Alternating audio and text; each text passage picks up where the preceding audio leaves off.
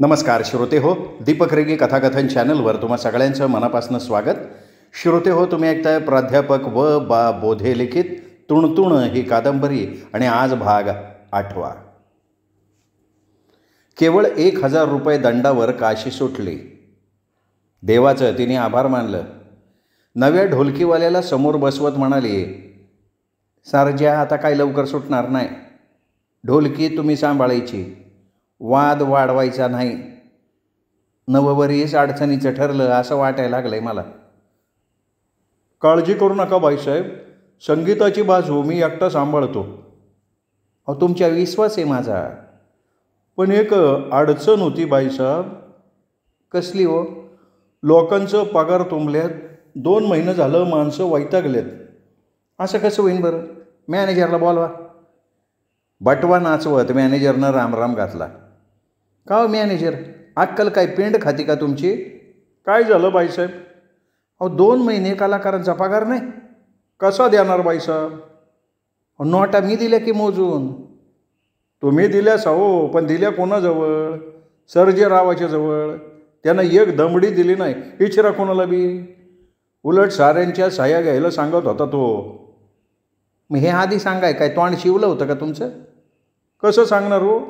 सदन कदा त्यो साप तुमच्या भोवती इटळं घालून बसला. काशी भयानक वैतागली. दात ओठ खात स्वतःला त्रास करून घ्यायला लागली. ठीक आहे, समजून सांगा सगळ्यांना, म्हणा 15 दिवसांनी पगार करू. वय बाईसाहेब, पण आपण थोडा थोडा ॲडव्हान्स दिला असता म्हणजे.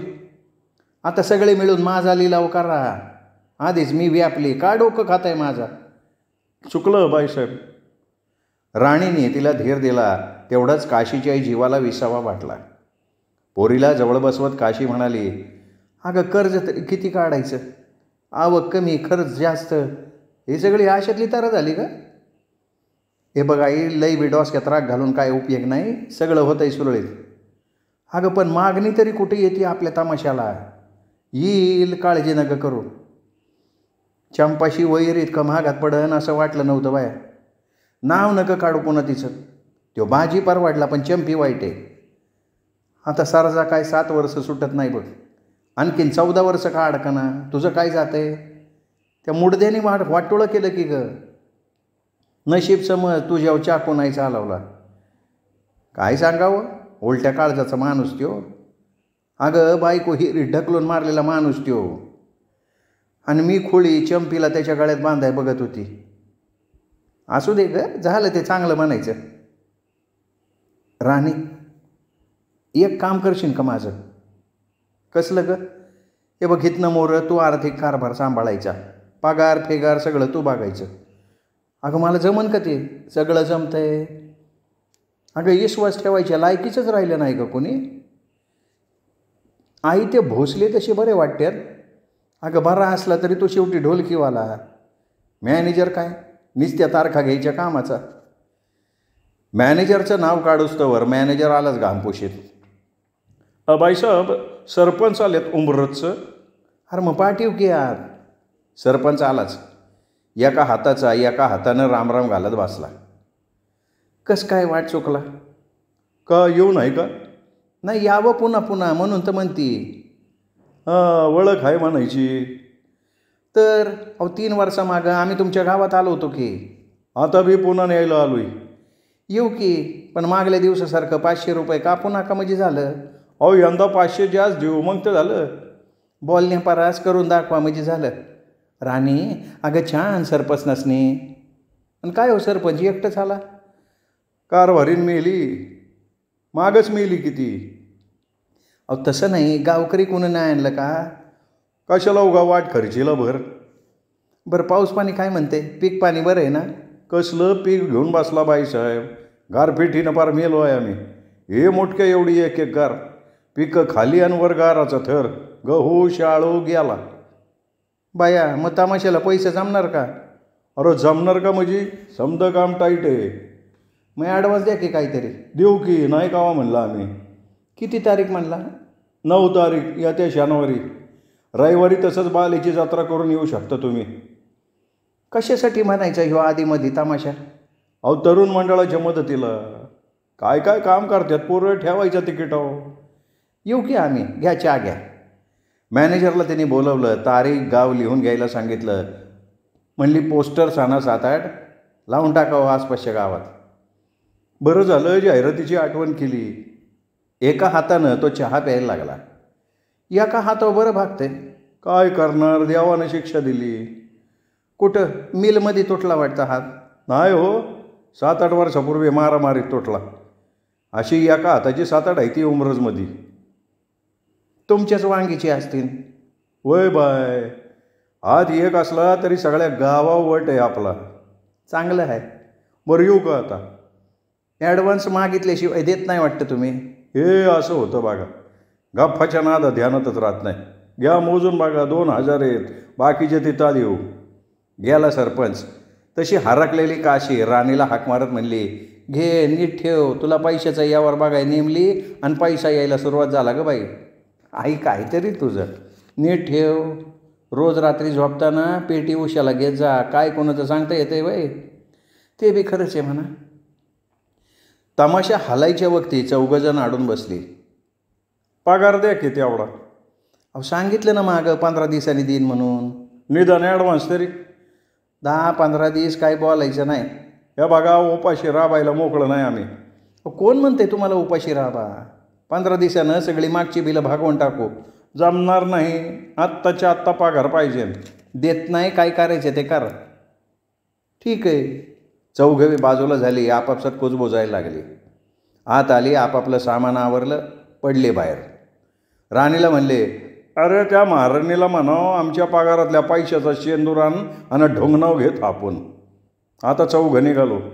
नाही, महिन्यात 40 जण नेली तर नाव वाजलं आमचं. राणी हाबाकली, हातापाया पडून समजूत घालायला लागली. ऐकते ती वय? काशी तर हाबाकली. अशी माणसं पळायला लागली तर धंदा चालायचा कसा? तिला भुल्ल्यावानी झालं. आता काय करायचं काय? जाऊ दे ग, कुठं मिळतात कामं. 4 दिवसात चटक खाऊन येतील माघारी. अगं पण पहिली गेली ती कुठं आली? मला सांग राणी, बायकांचा काय विचार? त्या कुठं जाते ती? अगं काय सांगावं कुणाचं राणी? उद्या स्टॅम्प पेपरवर साऱ्याचा करार घेऊन घ्या. कायद्याच्या दुपटनं पाठीशी लावल्या बिगर नाही यायची सुदीव. अगं कुणाला भेदावणार आहे कायद्याचं? हे बघ आई, जरा माझ्या विचारानं चालशील का? मी खवा नाही म्हणलं का तुला राणी? माझं आई, त्या 4घांनी 100 रुपये ॲडव्हान्स दे. अगं पण मग बाकीची मागते. त्या मागणाऱ्यांना काय सांगायचं ते मी बघेन. कर बाया तुला पटत तसं. तिने माणूस पाठवला. 4घांनी परत बोलवलं. प्रत्येकाच्या हातावर 1-1 नोट ठेवली. समजून सांगितलं, समध्याने ऐकलं. आता झालं का तुमचं समाधान? आवरा बरं सामान. नागठाण्यात कार्यक्रम आहे. वग कुठला आहे तोच लावायचा. एकच तबकडी वाजवायची सगळीकडं. रगात आठवण काय सोनं मिळतंय वे? चंपाचं झकात चाललं होतं, पण मधीच माशी शिकली. बाजी शर्मिलावर मरतोय हे चंपाच्या लक्षात यायला वेळ नाही लागला. ती सारखी पाळतीवरच होती. जेवायला वाढताना शर्मिला, चहा देताना शर्मिला, रात्रीचं अंथरूणसुद्धा शर्मिलाच लावायची. अंगसुद्धा रागडायची. चंपाला जाणवायचं, खटकायचं, पण बोलाय तसं अवघड जागेचं दुखणं. बॉम्बलायची तर सोयच नाही. एक दिवशी तिने शर्मिलाच्या नवऱ्यालाच टोकलं. कुलकर्णी, जरा इकडे ये जरा. काय नटीव, ध्यान ठेव की तुझ्या. अरे शाने नवऱ्यानं बायको मुठीत ठेवावी. काय चुकलं का तिचं? सारखं काय बाजीरावाच्या पुढं पुढं करते ती. तिला म्हणावं बाजीची बायको अजून जितीये. नाही, माझ्या काही ध्यानात नाही आलं. उगं भलतं सलतं याप उभं राहू नये म्हणून सांगती. तुम्ही शिकली सवरलेली माणसानं मोकळं वागावं, पण ताल सोडू नये. आलं ध्यानात बाईसाहेब. माझ्यावर जसा तुमचा विश्वास आहे तसा शर्मिला मालकाचा आहे. यात काय चुकलं असं वाटत असेल तुम्हाला तर मी सांगतो की तिला समजून. कुलकर्णीच्या समंजसपणाचं तिला कौतुक वाटलं, पण हट्टी बाजीच्या स्वभावाचा उगाचच संशय यायला लागला. राजेवाडीत मागं दोघांना एकत्र ठेवायलाच नको होतं. आपलंच चुकलं. इतरांना बोलून काय उपयोग? ती स्वतःच्या मनाचं समाधान करत राहिली. बाजी आलाच पत्ते हातात घेऊन. काय कसला इशारा करताय राणी सरकार? कुठं काय, हेच आपलं तमाशाचं. ते रोजचंच आहे ग. ये टाकू 4 डाव. त्यांनी पानं वाटली. रम्मी खेळायला सुरुवात झाली. बाहेर एकाएकी पावसाला सुरुवात झाली. गार वारा आत भणाणत आला तसा तो म्हणाला, अशा येळेला ना गरम चहा पाहिजे. मग मागू की. ए यशवंता, अगं त्या बाहेरेला कशाला हाक मारती? ऐ शर्मिला टागोर. आलीच मोकळे केस सावरत शर्मिला. टवटवीत चेहऱ्यावर प्रसन्न हास्य. काय दाजी? अरे दाजी का? तू कधीपासून ह्यासनी दाजी म्हणायला लागली ग? अहो त्यांनीच दाजी म्हणायला सांगितले. चंपा डोळे मोठं करत खोटं हसली. शर्मिला भाजीकडे बघत म्हणाली, मी खेळू का? खेळू ना ग. फर्स्ट क्लास काफी करून आण. साखर जरा जास्त टाक. आपल्याला बाबा गोड चहा लागतोय. ती पळाली तसा बाजी पानं लावत म्हणाला, भलती समज आहे बरं का पोरीला. हां, अंदाज घेते, सावध वागते. असल्या पोरी आपल्याला आवडतात. पान टाका. त्रिकूट कशाला काढला आधी? पहिला सिक्वेन्स लावा. आईला तुझा म्हणजे लय वैतागच असतोय बरं का. तेवढे चहा घेऊन शर्मिला आली तसा बाजी तिच्या हातात पानं देत म्हणाला, हे बघे मी चहा घेपर्यंत खेळतो. अहो पण मला जमणार का? सुंदर बायकाला सगळं जमतं. नवरा कुठं आहे तुझा? ते तबल्याला शाई लावतायत. त्याच कामाला योग्य आहे त्यो. त्यो चौका उतर. टाका खेळा चंपाबाय. तो अगदी शर्मिलाला खेटून बसला होता. पानं दाखवण्याच्या नादानं तिच्या अंगालाही हात लावत होता. चंपाला सगळं कळत होतं. नजरेत राग वळवळत होता, पण नवऱ्याला कसं झापावं कळत नव्हतं. मध्येच ती म्हणाली, शर्मिला उठ तिथनं. तुझी तू कामं बघ. अगं खेळू दे की तिला. तुम्ही बसा नंतर तिला घेऊन. माणसांनी काही व्यवहार सांभाळायचे असतात. बघत का राहिली मावाल्यासारखी? चल मदत कर नवऱ्याला. मॅनेजर कुठे आहे? बोलव त्याला. आलाच कणसे. गरीब बिचारा पान चगळत आला. दात नाचवत हसला. झाली का यादी? झाली. कसली? अहो कपड्यांची. बाद झालेले कपडे बाजूला काढा. नवीन किती लागतील त्याची यादी करा. आणि तो वायरमन कुठे आहे? नेवशे. तो गावात गेलाय.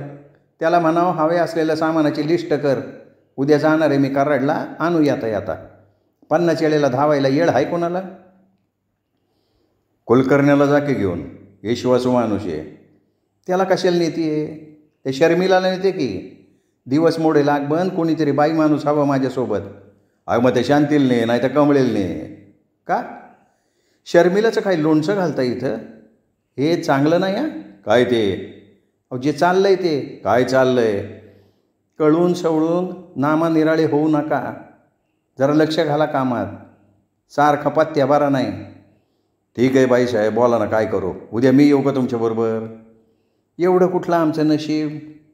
तिने हसण्यावरही घालवलं. तो आळस देत म्हणाला, पालीची जत्रा गाठायची ना. आता उंबरच घेतले म्हणल्यावर आपल्याला पालीच गाठायला लागणार ना. म्हणजे माझ्या आईचा तमाशा उंबरं जाते. तो सरपंच नव्हता वय? काल आला. अंदाज काढायला आलता तो. 3000 म्हणं तमाशा ठरवला. काही दिवसांनी भाकरीव तमाशा करते काय सांगावं? ती करतीये का आपण करतोय? नीती चांगली त्यावर सगळं चांगलं. मला कटाळा आलाय. मी जरा पडतो. इथंच पाडा की. तिकडं कुठं चालला? अगं सिगरेट वाढाय जरा माची सांगतो शर्मिलाकडनं. तिला म्हणावं मालकासाठी चहा केला, जरा मालकिनीसाठी भी कर की. तिला कशाला तरस? यशवंताला सांगतो की मी. नाहीतरी त्यांनी स्वयंपाकासाठी चूल पेटवलेली असनच. गरज नाही मला चहाची. म्हणजे अहो सहज गंमत केली.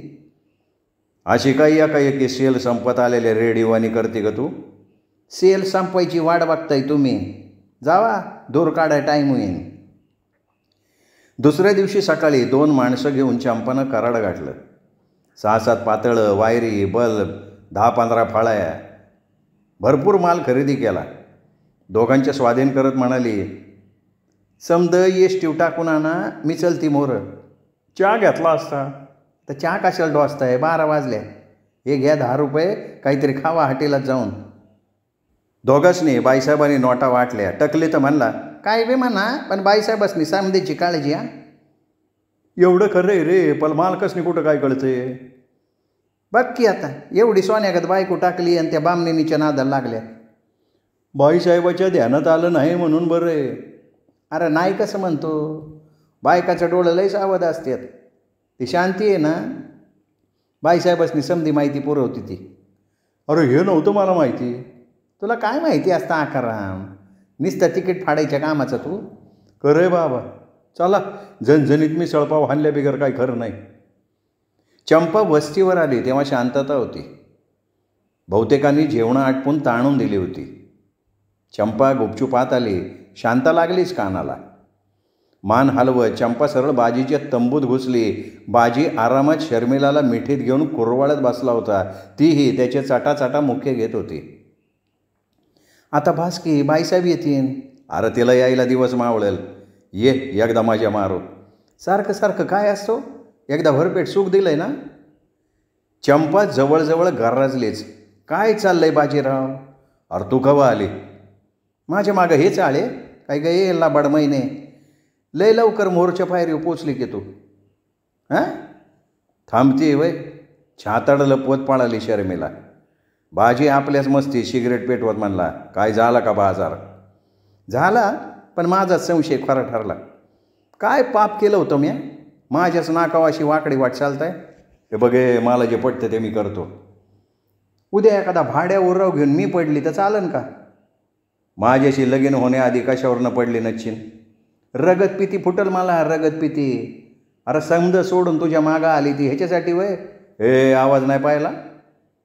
समजा माझ्या पैशाने उभं राहिले. राहायचं असेल तर राहायचं, नाही तर वाढ धरून चालायला लागायचं.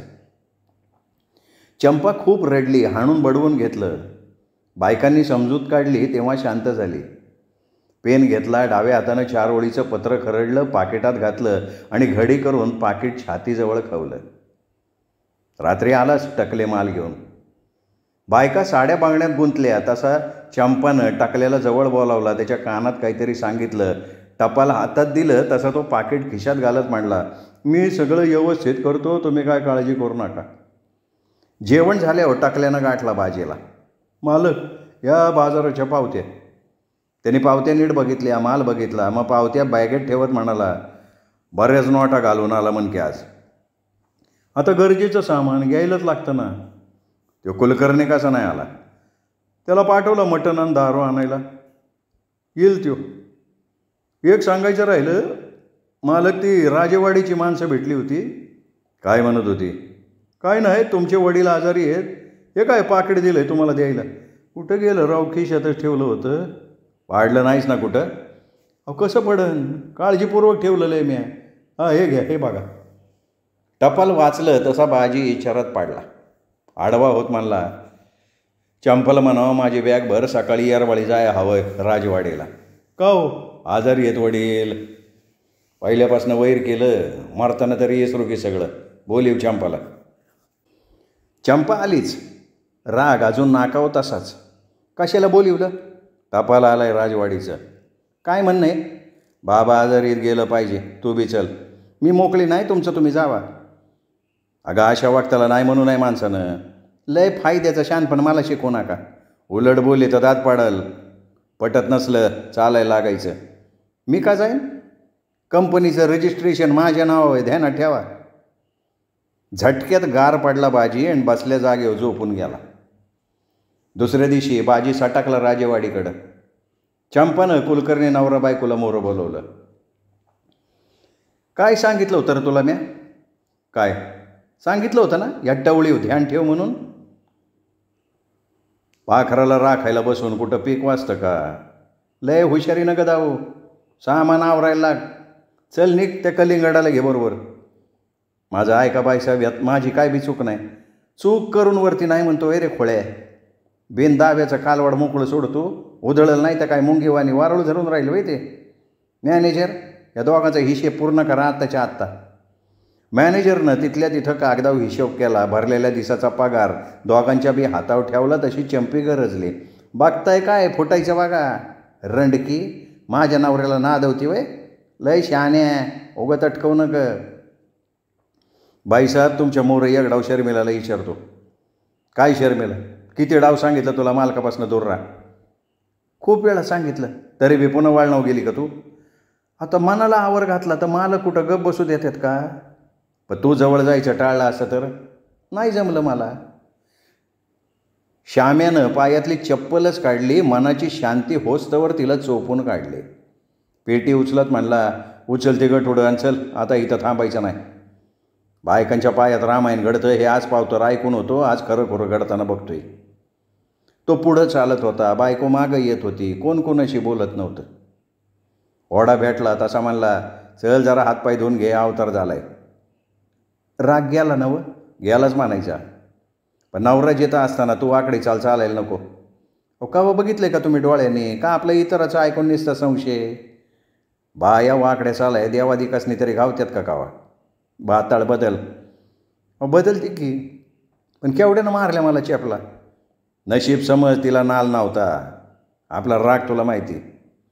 तिने हातपाय धुतलं, तोंड खांगाळलं, मेकअप केला, कोरं करकरीत पातळ नेसलं, मुरका मारत म्हणली, समजा माझा माग काढत बाजीराव हिथं आलं, काय कारण.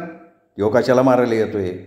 पण समजा आला तर करील त्याच्या स्वाधीन तुला आणि पुलावर उडी टाकल मी. कसला राग म्हणायचं यो. घरवर बिरवर नाही ना राहिली त्याच्याकडनं, तेवढी खोळी आहे का मी. ते बरं, पण आता जायचं कुठं. काय कुठं वेपोड भरू, पैसे किती आहेत तुझ्याकडं. मस 1000 आहेत, आणखीन 4 महिने गप राहिला असतं तर 10,000ला मरण नव्हतं. काय सांगते, मग काय खोटं सांगते काय. नोटा बघूनच तो चॅड झाला. सगळ्या नोटा आपल्या बॅगेत ठेवत म्हणला, असू दे माझ्याकडं. समजा तुमचंच आहे, मी कुठं त्याच्यावर हक्क सांगते. एवढी छिनाल बाई, पण त्याला उगाचच मोठी वाटली. चांगली जिल्ह्याच्या गावी येऊन जोडी लॉजला राहिली, आरामात झोपायची, 2 वाजताला मटण खायची, रोज रात्री प्यायची, ओरबडल्यागत सुख मिळवायची. एक दिवस तिने विचारलं, अहो हे किती दिवस चालणार. काय पैशाचं पुस्तवर, कुठं कामधामाचं बघा. काम मिळालं आहे नाटक कंपनीत. इथनं 11 मैला एक वाडी आहे, तिथे रिहर्सल चालते रोज. रोज जाऊन येऊन करायचं होय. नाही, पुढच्या आठवड्यात सरळ वाडीला राहायला जायचं. तोवर पुरणार का हे पैसे. रोज 100 रुपये बिल होतं आहे, राहायचं जेवायचं मिळून. होतं आहे का सगळं व्यवस्थित, तो काय बी काळजी करू नको, बघू आपण काय करायचं ते. श्रोते हो, हा होता तुणतुण या कादंबरीचा 8वा भाग. 9वा भाग उद्या. तोपर्यंत नमस्कार श्रोते हो.